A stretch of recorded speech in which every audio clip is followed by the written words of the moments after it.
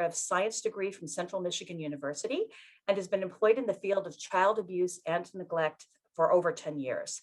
She's a strong supporter of the vision and mission of child advocacy centers and has worked at 2 local CACs throughout her career, one of them being our very own Traverse Bay Children's Advocacy Center.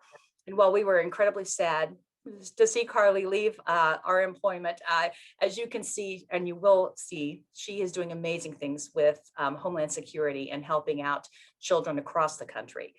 And in addition to her duties as a forensic interviewer at the local level, Carly also served as a moderator for the Midwest Regional Children's Advocacy Center's online peer review, which was comprised of forensic interviewers, again, across the country.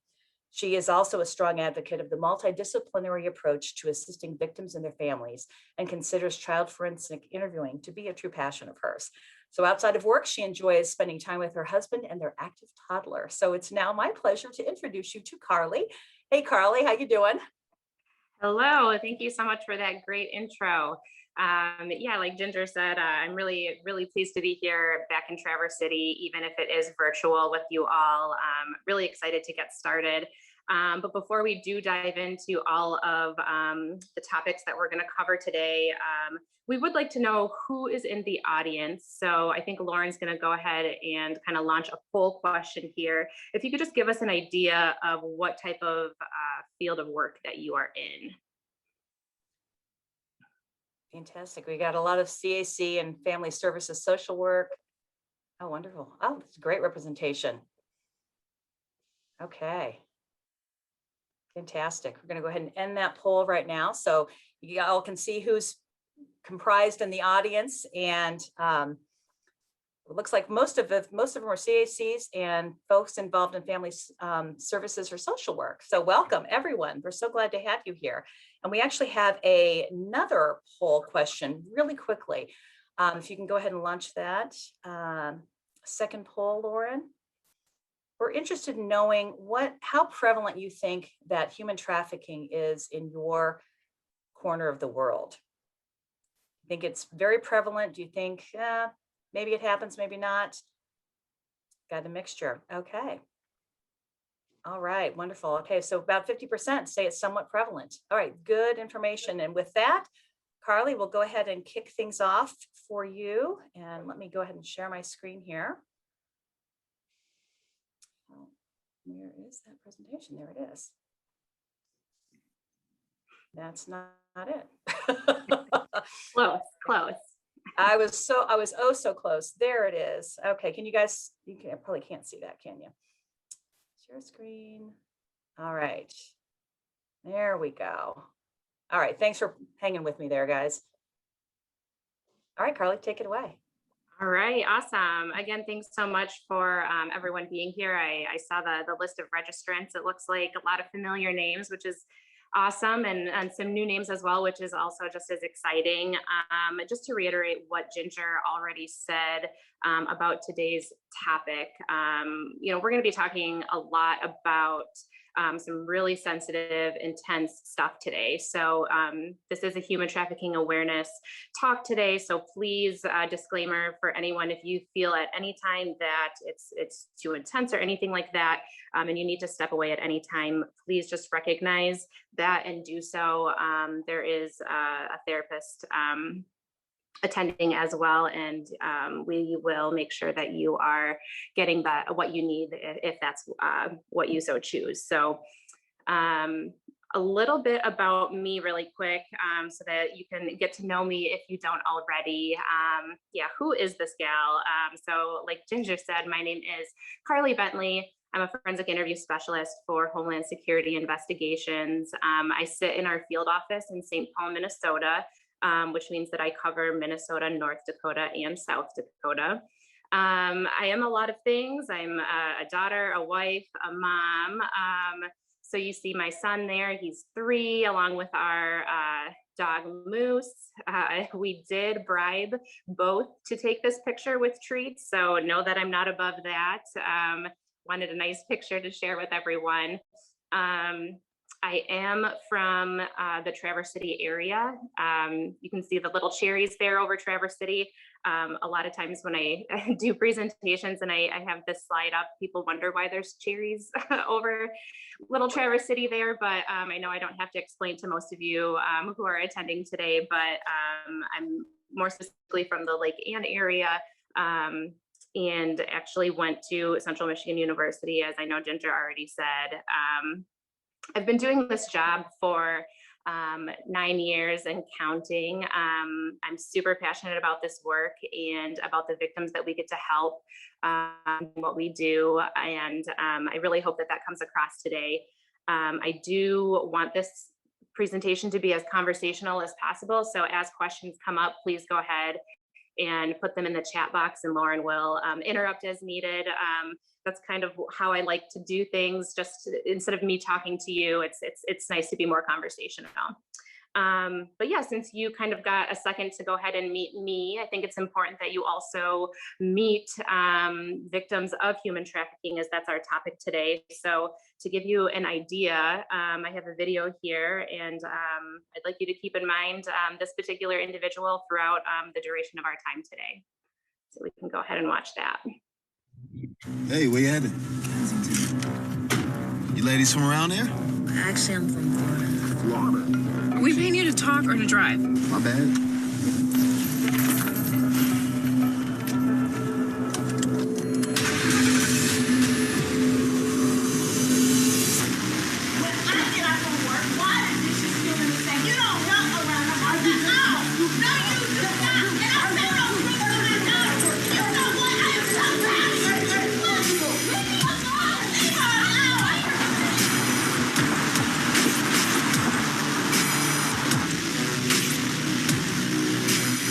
Go get her.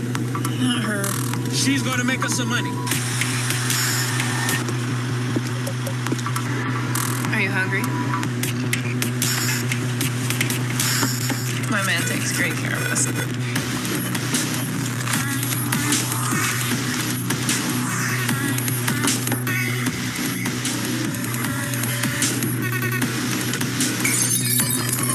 I said, where you been, not what do I think? Answer the question.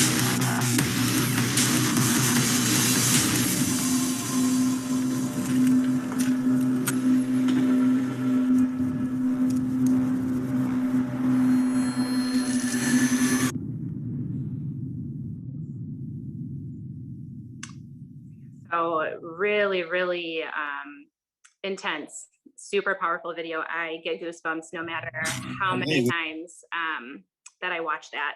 I really love this video and wanted to show it though, because I think it's a really great representation of how trafficking can really be happening in plain sight. You see the taxi driver there just kind of looking a little confused when he's bringing the girls up to the house there. So the girl in this video and others like her, she and like I said, others like her, they are the motivation for our presentation today.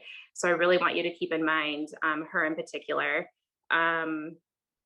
This talk today, it's going to cover a lot of things today, and it could really be an all-day presentation, but we only have, a short amount of time today, so we'll get through as much as possible. So the things that I'm hoping that you'll take away with you today is to understand a little bit more about who HSI is, or Homeland Security Investigations. You'll hear me refer to that as HSI today. So really to understand who HSI is and how we're involved in trafficking cases. Really important that everyone becomes aware of the prevalence of trafficking in the United States, as well as the different types of human trafficking, and about resources. We'll talk about that at the end, but a lot of times human trafficking and human smuggling get confused. The terms get used interchangeably. And so I'm hoping today that you'll know the difference between the two and be able to identify which is which when our time today is done.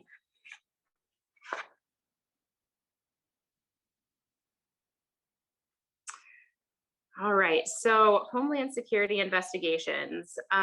So who we are the principal investigative arm of the U.S. Department of Homeland Security. We're responsible for investigating transnational crime and threats specifically those criminal organizations that exploit the global infrastructure through which international trade, travel, and finance move. So that's a lot of words to basically talk about that we are the investigative department of our agency, and the types of cases that get investigated by our agents are pretty much anything that can cross a border. So that could be a physical border, that could be something online, and it's all to go ahead and move forward with our mission, which is to disrupt, dismantle terrorist, transnational, and other criminal organizations that threaten or seek to exploit the customs and immigration laws of the United States. So that's kind of like our baseline when it comes to our investigations. And we couldn't do our investigations without all of our collaborative partnerships. So we're a federal agency, but we also have a lot of different local and state partners, whether that be law enforcement or other social service organizations, and whatever area that our main offices are in, which you'll see in the next couple slides here. We have those partnerships throughout the United States as well as internationally. So yeah, our global footprint, we have over 7,000 special agents that are comprised within our 10,000 employees who are assigned to our offices throughout the United States. There's 225 cities that we have an office in, and then we also have 80 offices internationally. For those of you who are visual like myself, I have included our domestic office map here. You can see the red stars are our main special agent in charge offices, and then the blue square, triangle and circle symbols there are all of our sub offices throughout the nation. On the next slide, you'll see all of our international offices. We call them attaché offices, who also assist with our investigations.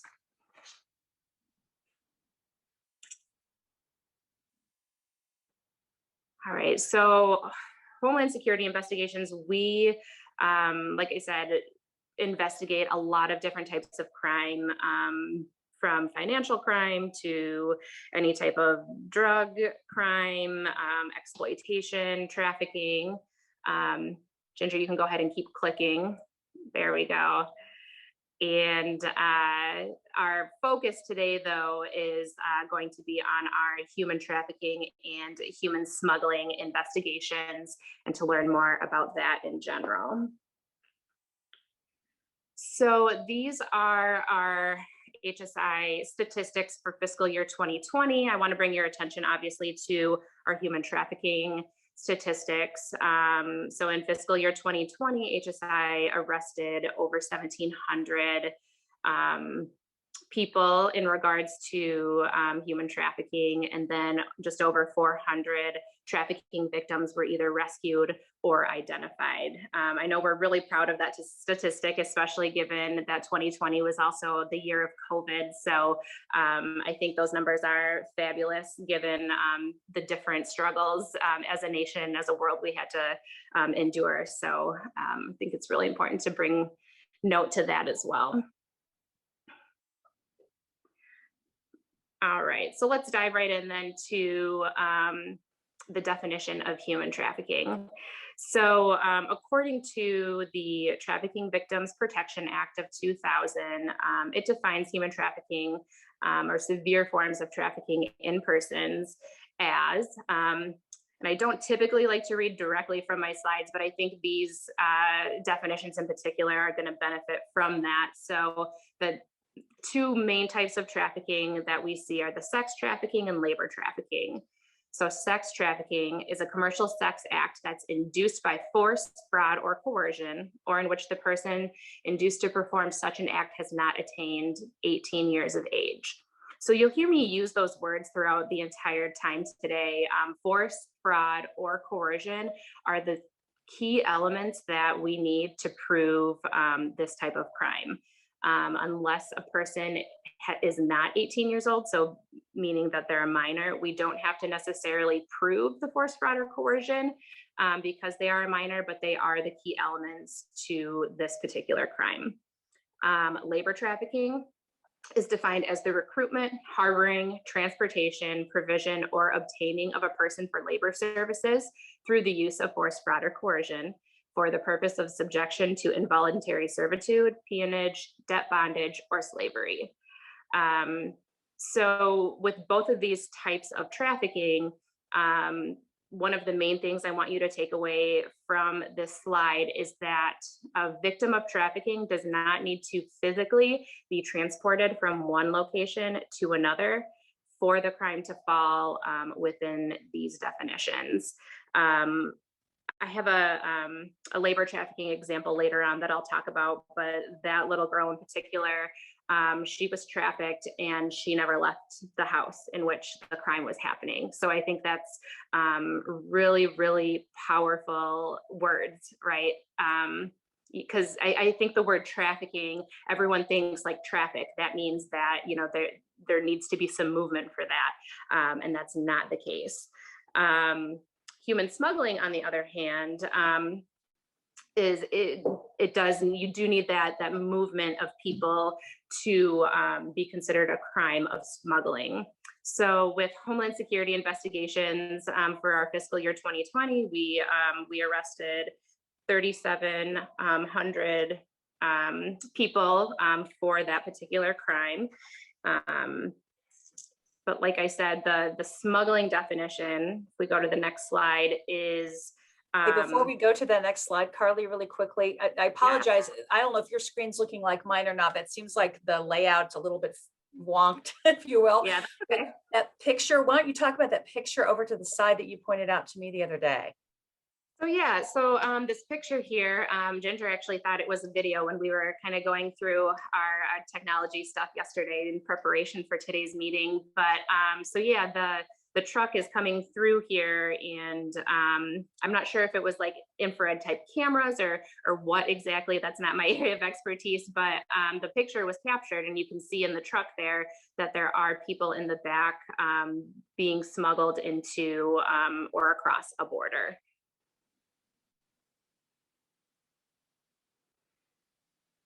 All right, so the definition of human smuggling per the Department of Homeland Security is the illegal movement of someone across a border, like I already stated.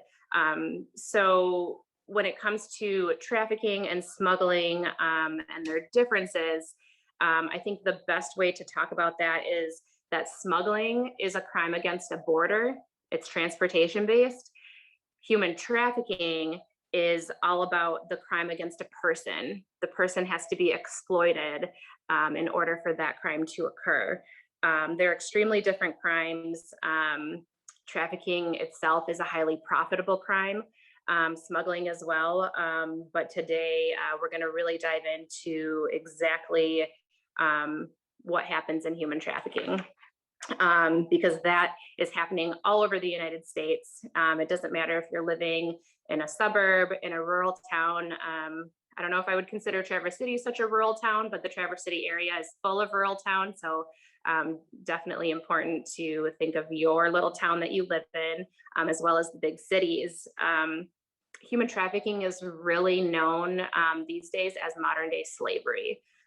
It's happening right in plain sight. It's happening really right under our noses. And the statistics that we have are really based off of, you know, what we know. These are the reported crimes that we know of. So all of the statistics that talk about trafficking, I want you to think about the fact that those are all the ones that are reported. So the ones that aren't reported or the ones that we don't know about are clearly not involved in any of the statistics or anything like that. You're going to get sick of me saying force, fraud, and coercion, but really for those elements to be present, there's a lot of different ways and examples that those could happen. So I think like the force and coercion are pretty self-explanatory. Some examples of those might be maybe some type of physical abuse, sexual abuse, maybe even some intimidation, some withholdings of money, or maybe even basic needs. But that fraud aspect is really interesting to prove that element. We talk about, maybe being provided certain gifts, or not even being able to handle certain transactions, for lack of a better word, in the trafficker's business, because that's basically what it is. The trafficker has a business, and he, reaps all the benefits and gets all the profits of the work of these victims. Hey, Carly, can I chime in for just a second? What's interesting, this map blew me away when you showed me this again the other day. And if we look, we do have people on the call from around the country, but specifically for our friends here in Michigan, I mean, if you look at the MIT, here we are. I mean, it's specifically like in our corner of the world, our region, there's some red in there. And so as you talk, like Carly, can you talk a little bit about the color coding on this map? Sure. So this is a map from the Polaris Project. I have the website down there, really easy to get to, all public knowledge. But Polaris Project is the National Human Trafficking Hotline, and this is their 2019 statistics. I couldn't find the 2020 ones, but yeah, like Ginger said, up there in Traverse City, we have, you can see a little bit of red there. So the deepest red is where it's more the highly populated areas. So you can see, like LA, Miami, New York, Chicago, and then you can see in Traverse City for sure. There's a little bit of red there. So it's definitely happening everywhere. Carly, we actually have a question. Ginger, if you don't mind going back, we have a question about the map. It is, what is one of the most surprising areas that you guys have found of human trafficking in the country? That's a really great question. We see a lot of different cases, but I think the ones personally for me that are the most surprising are those ones in the rural areas, right? I think it's really easy to think about high crime in general happening in more highly populated big cities. But when they're happening in the rural cities, I would say that those are the ones that are the most surprising.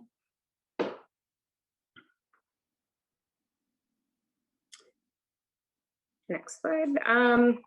Yeah, so the three types of trafficking situations, we already talked about that in the definition, but there's the sex trafficking, which would be some type of escort service, illicit massages, pornography, labor trafficking, which includes domestic servitude and work, maybe some type of agricultural work, or some type of traveling sales crews, or a lot of times these are happening interchangeably, both sex and labor trafficking victims, all in one. Both of these types of trafficking situations are recruited pretty similarly. Sometimes it could be a promise of maybe being an intimate partner or some type of proposal. It could be the promise of a better life. It could be the promise of making more money than where they're at now. Could be, great job offers. All of those types of things are some of the ways that victims do get recruited into this life. And I think a really good portrayal of labor trafficking, because I feel like labor trafficking doesn't necessarily get a lot of, not necessarily recognition, but a lot of people don't know that it happens because sex trafficking is talked about a little bit more. So on the next slide, I do have another video. I think it's a really good portrayal of what could be happening right in front of your eyes.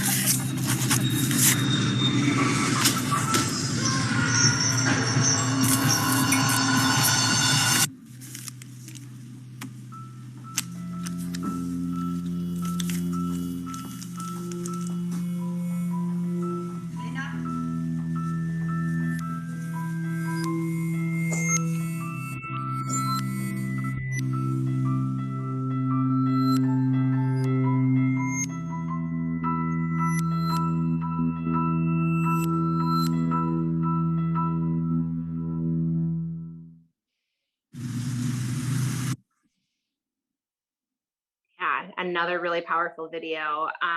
So I think that video has a really, really good snapshot of what you can maybe look out for when you're looking for potential signs of trafficking. You saw the sign on the wall there that said cash only.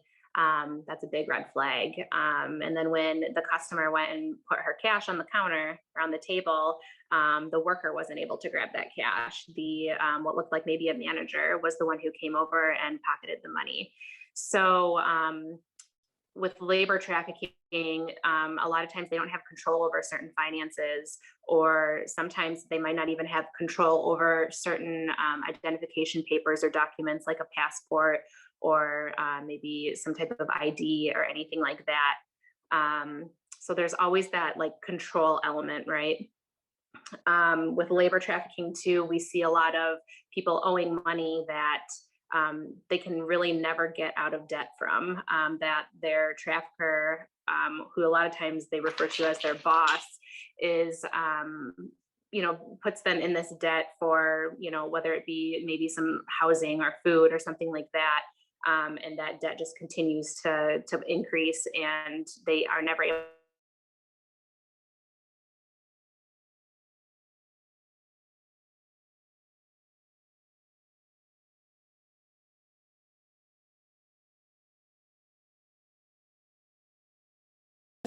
the mere sign of, the girl not going to school and just thought she would ask some questions. So I really like sharing that with people because she didn't have to go anywhere. She was right in her home. She did not cross any line or anything like that. That's such a great point. And, as we even think beyond labor trafficking, but to sex trafficking or child exploitation or just child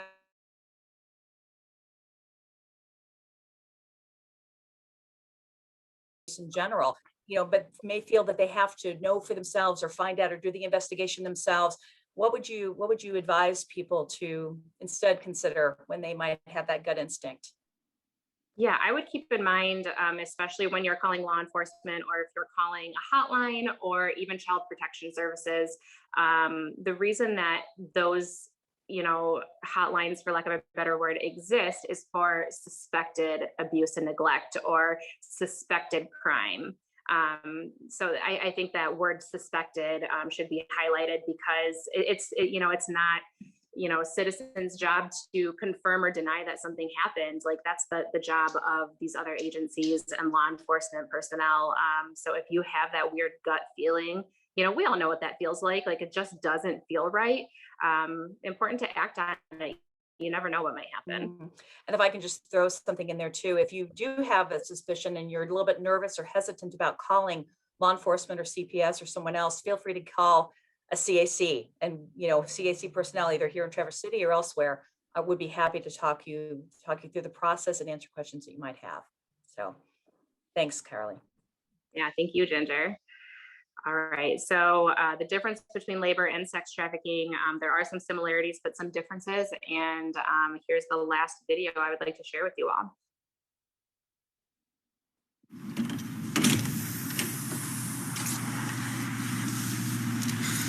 My father abused me. I've lived in 4 different foster homes. I don't even know how many men I've been with. I've been doing this since I was 14, and I'm tired.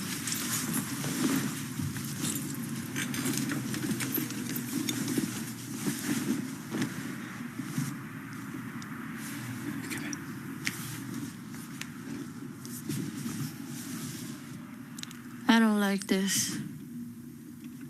Is this all I'm good for?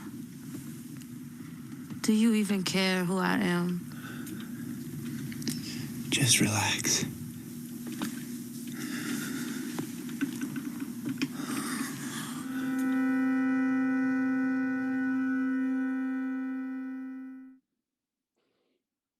Goosebumps every time I watch these videos. I know I've already said that.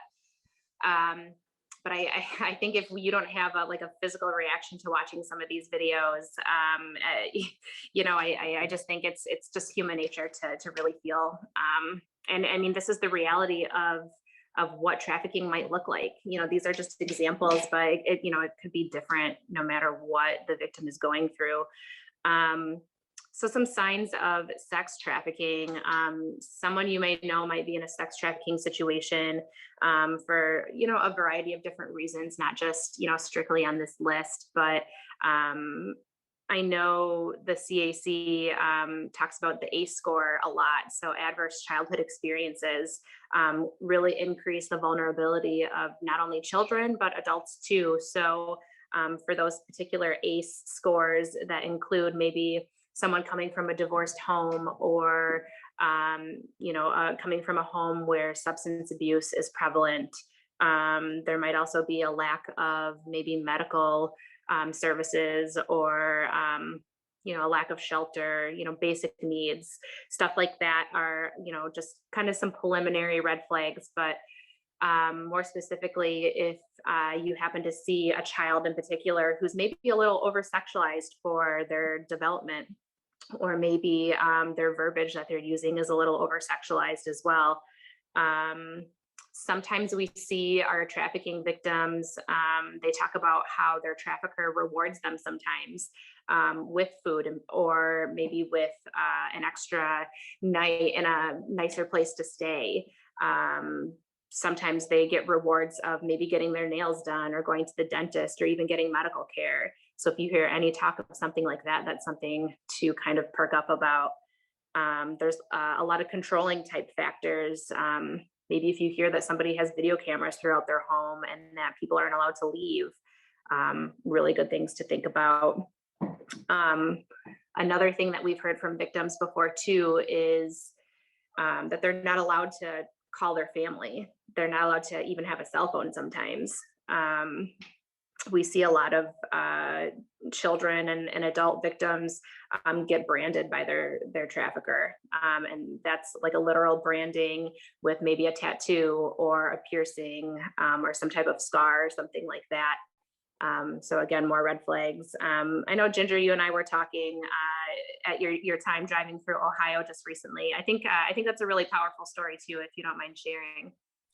Yeah, this happened about 6 weeks ago to me. And if you remember seeing that heat map of the United States, Ohio was pretty red. I was driving on I-80 and I was just west of Cleveland at an Oasis stop, and I stopped to get gas and noticed a girl who, it was chilly outside, and she just had like a t-shirt and jeans on, and she kind of was, hunched over.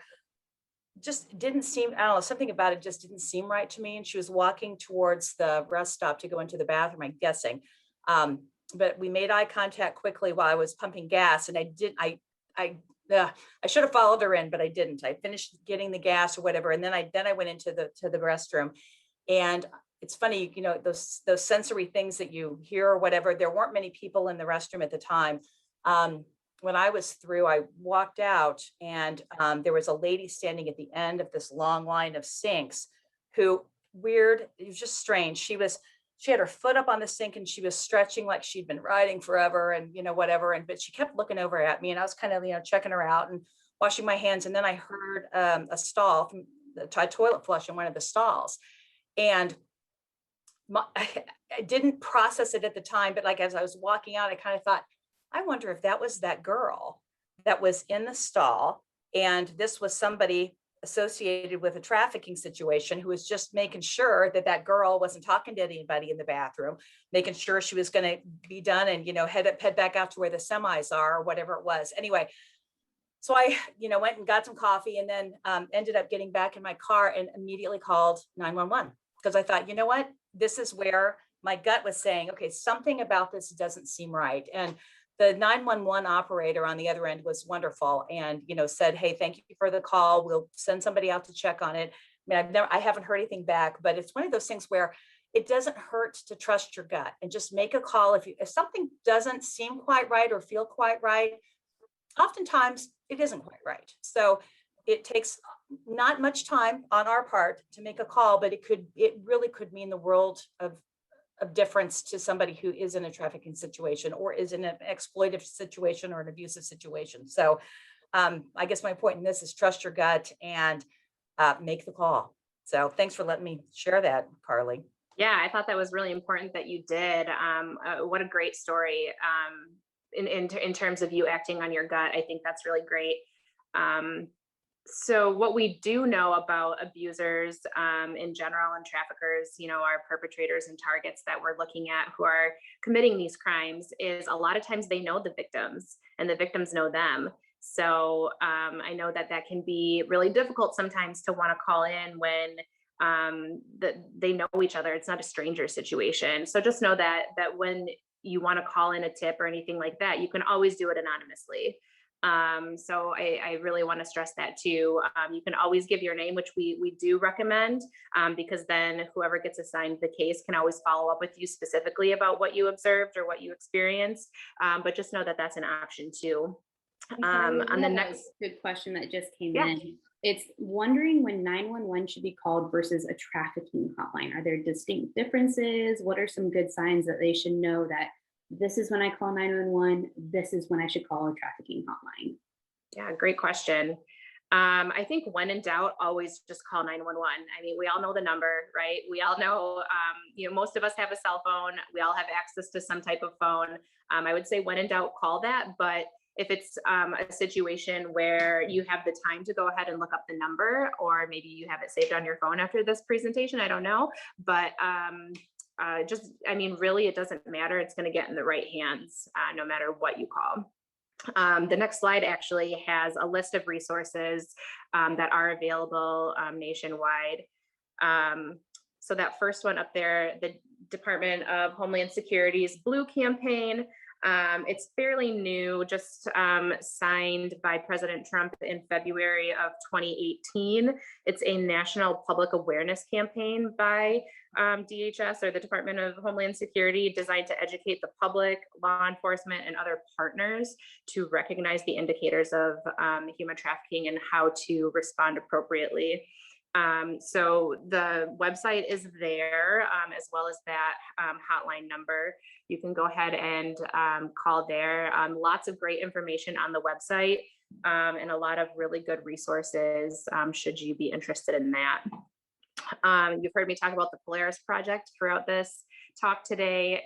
They are the hub for the U.S. National Human Trafficking Hotline, which is listed there.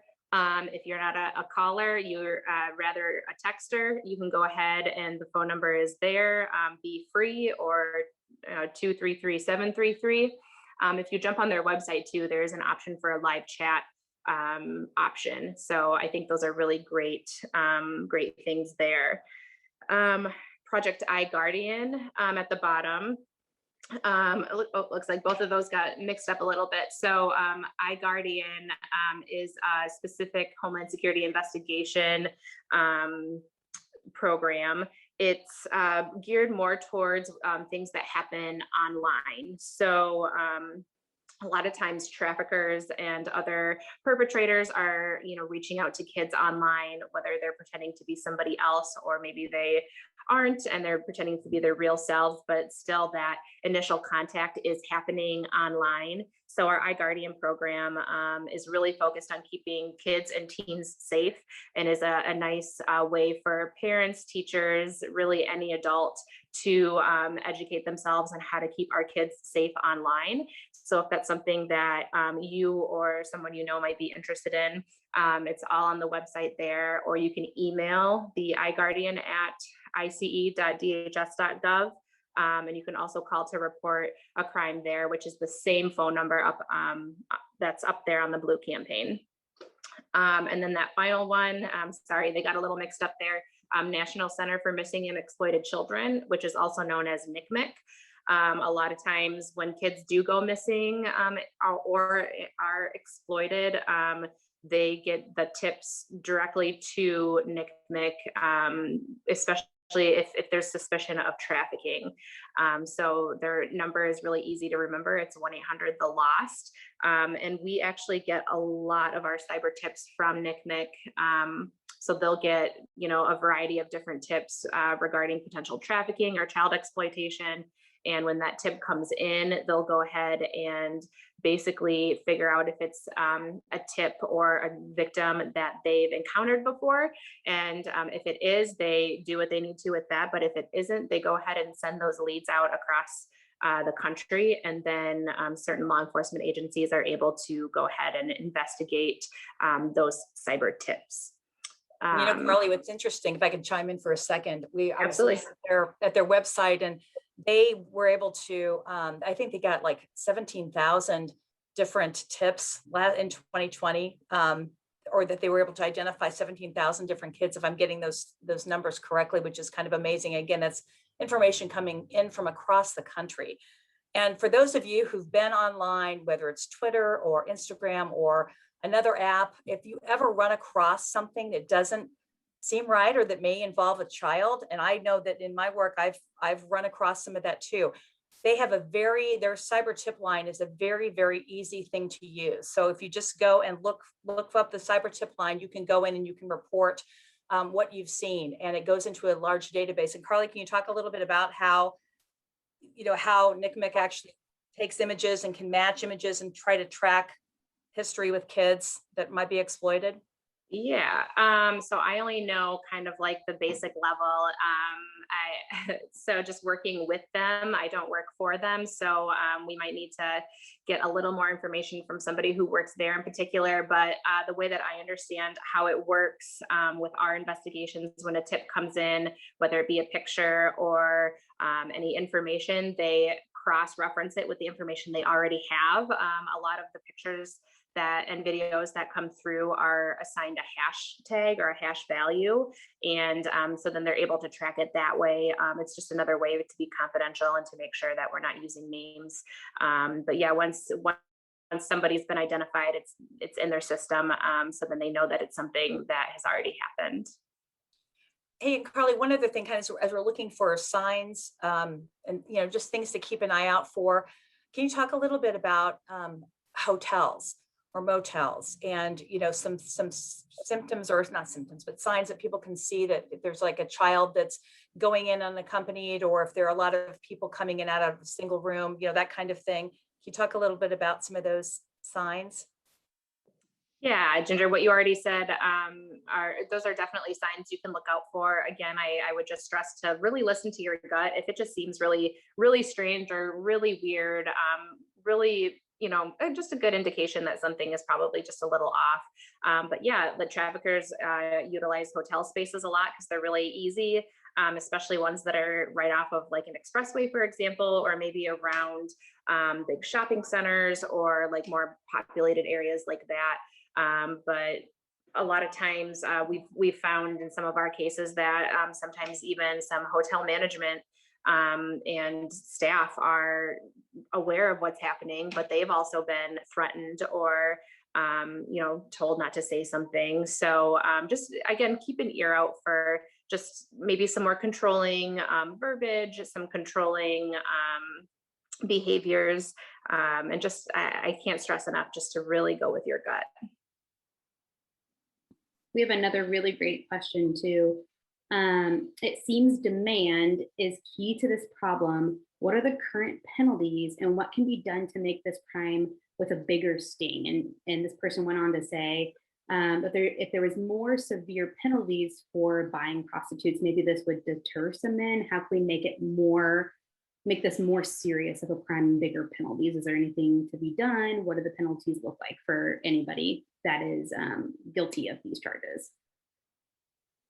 So, I mean, definitely some prison time for sure.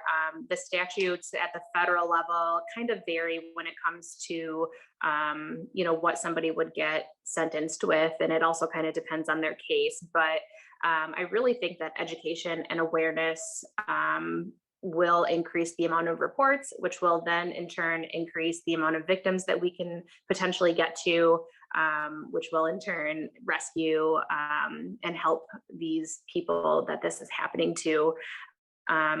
One thing that I didn't talk about that I just remembered, I know we've talked a lot about, girls in particular being victims of sex trafficking, but just know that this is a crime that really knows no demographic. It can be really any gender, any race, any religion. It happens across all types of demographics. There's not just one set, victim. So keep that in mind too when if you're potentially thinking that there's something happening and you're like, oh, well, like that victim's potentially a boy, like that doesn't mean anything. It could really happen to anyone. And we have another question that just came in. This is another really good one, but I have been seeing videos where someone does a special hand movement, thumb in and squeeze a fist in and out a few times. This is a sign for help. Is that real? Are there any signs that we should look out for? Any like secret type of movements that people might be sending to us to say, yes, I'm asking for help. Please help me. Mm-hmm. So I don't know any of those off the top of my head in particular. I know I think kind of what Ginger was talking to about her experience about how they kind of made eye contact. So really looking at those kind of like nonverbal signals are really important signs too, like body language. You heard Ginger mention that, that girl in particular maybe had like she was hunched over a little bit.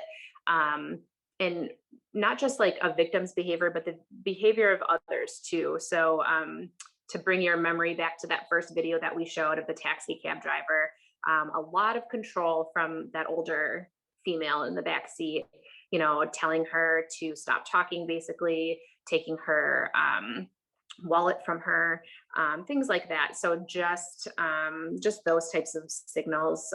Sorry, I can't kind of speak to the nonverbal ones you're talking about, but I do imagine that they're probably out there. Carly, it was interesting. I think I saw it on Facebook.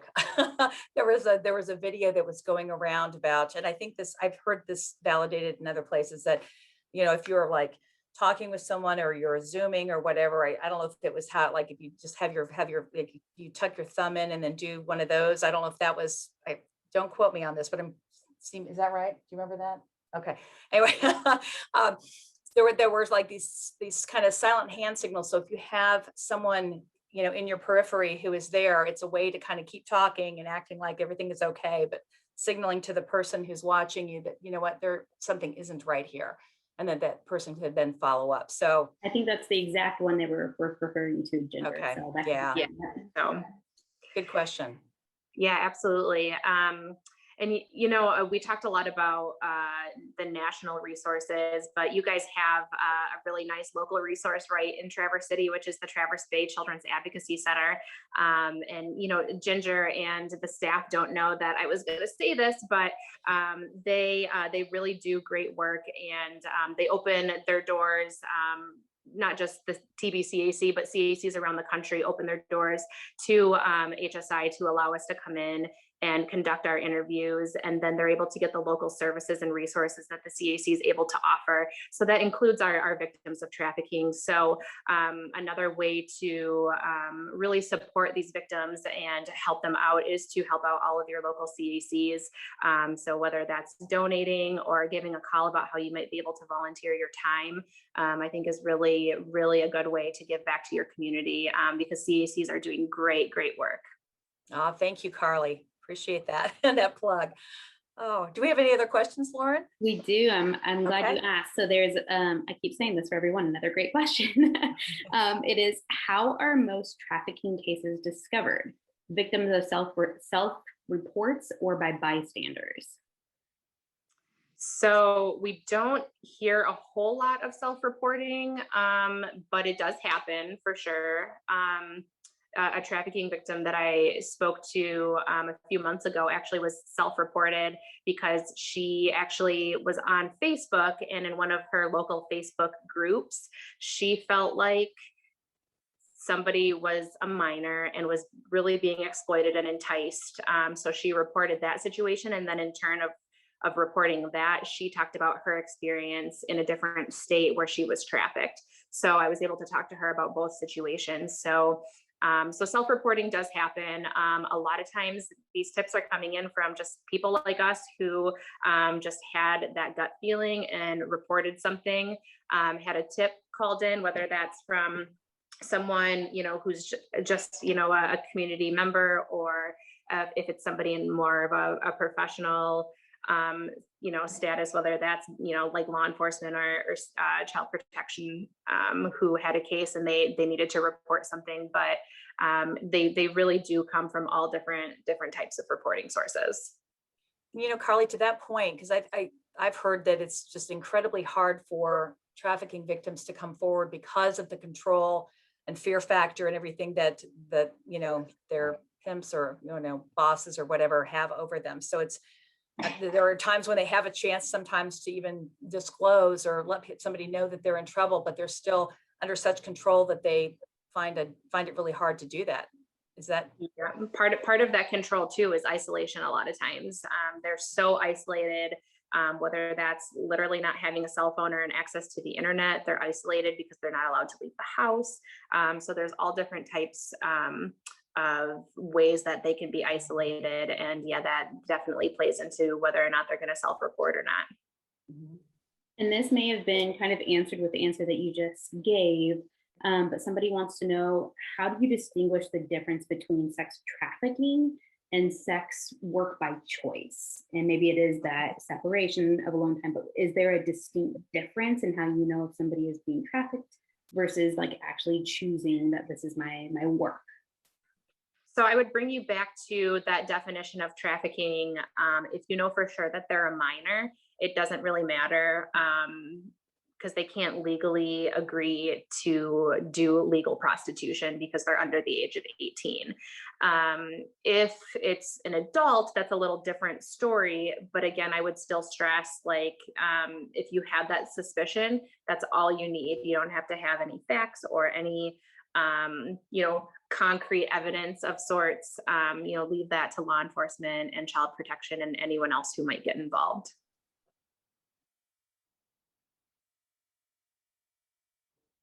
So do we have any other questions, Lauren? Nothing else as of right now, unless anybody else wants to send any, but we are getting close to time. So I want to be conscious of everybody's time. Okay, well, thank you everybody for joining us today. And do we have a closing poll real quick or not? Maybe not. Yep, nope. No, okay, wonderful. Well, and if you have any other questions or, any concerns, feel free to reach out to Carly. Her information was on those slides, and we also will post that in our, there's the poll. So I guess, how prevalent do you believe now that human trafficking is in your city or region? Real quickly, let's answer that. Yeah, a little bit higher than it was before. Okay, awesome.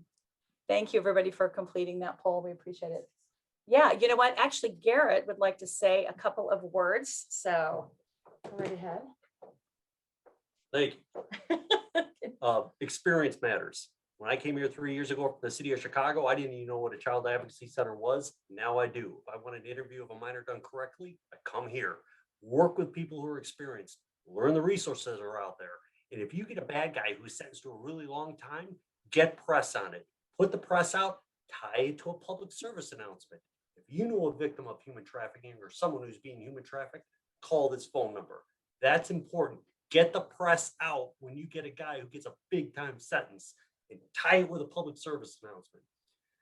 Victims need to be hugged. Bad guys go to jail. Thanks, Carly. All right, good day. Thank you, Garrett. Thanks, Garrett. Perfect. That was unplanned, and Garrett, you're so good. Yes. We appreciate that. Oh gosh. Well, thank you. And if you have any other questions, feel free to reach out to Carly or reach out to us. And we thank you all for joining us. Stay safe, everybody. Bye. Thank you so much, guys. Well, thanks, Carly.